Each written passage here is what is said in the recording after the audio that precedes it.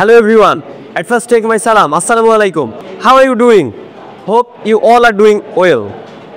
Thank you for giving me the chance to introduce about myself. It's me, Abdullah Al Murad. My friends and family members call me Murad, so you can call me Murad. Basically, I belong to Rajshahi, Durgapur to be more exact. But currently, I am living at Mohammadpur in Dhaka for my study purpose. Already, I have spent 25 winters in my beautiful life. Already, I have completed my bachelor's degree from National University, Department of History. Actually, I am a sports lover. That's why I love to playing cricket. And also, I am interested in reading books because it makes me self-motivated. In my free time,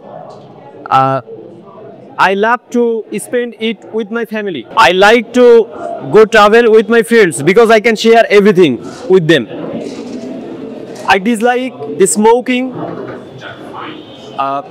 with backbiting and wasting time.